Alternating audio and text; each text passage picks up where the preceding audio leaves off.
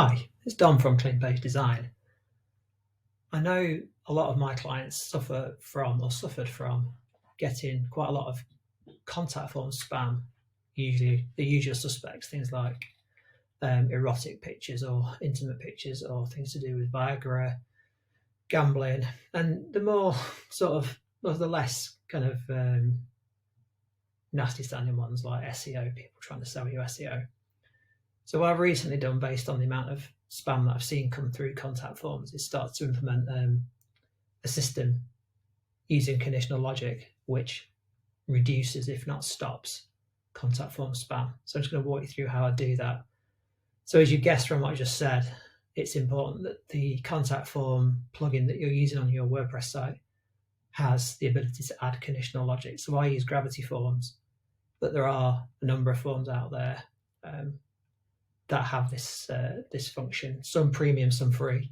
You need to search for what you feel is best. I pay for a premium license for Gravity Forms. I've done for years, so it's built into that. So let's get into how this all works. So look at the contact form as it stands. So I've put together a basic contact form: name, email, phone, and a message. So the important parts of this are going to be the message, and then the conditional logic's added to the submit or send now, whatever you decide to do with that button. So if I take you back to where I've set the form up, so this is the basic form.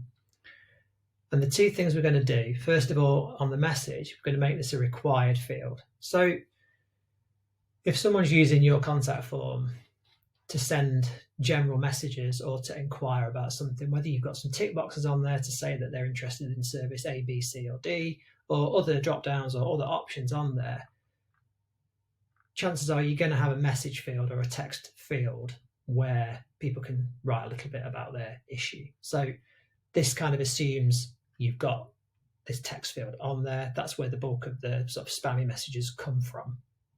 If it's more of a lead gen form or a mailing list sign up, this won't really work, and it's not really designed for that.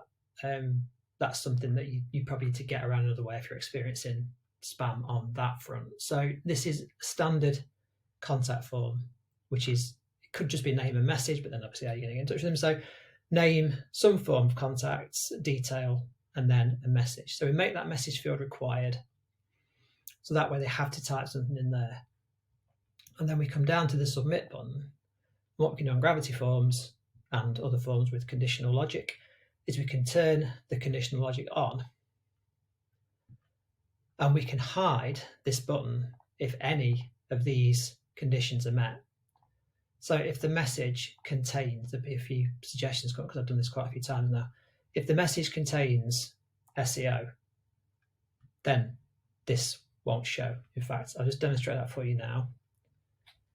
Let's go and refresh this form. So if I type SEO in here, submit button disappears. Okay. So you just carry on doing this. Message contains, and then intimate. These are just, and this is all based on what I've seen in my own contact form, what I've seen in my clients' contact forms.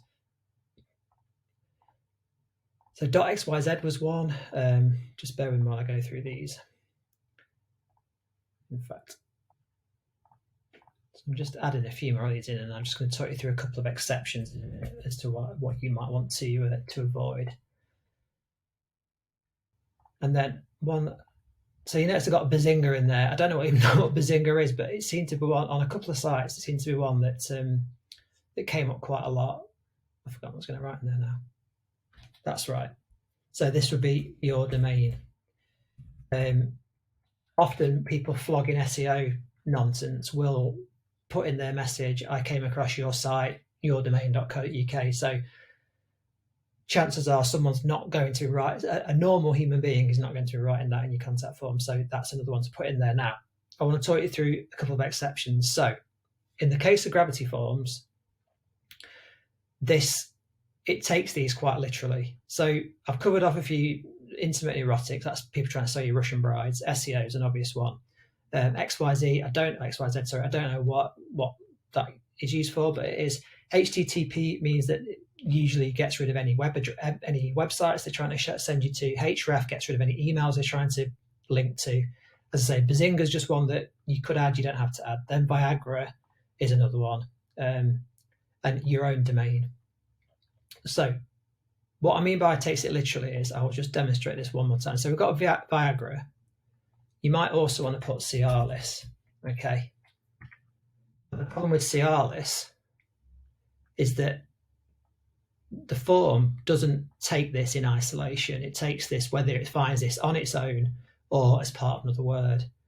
Now, I don't know whether Cialis thought of this when they did it, but if we refresh this page, I'll show you where this might be a problem. If you type a word that contains Cialis, it will get rid of the contact form because we've got Cialis in there.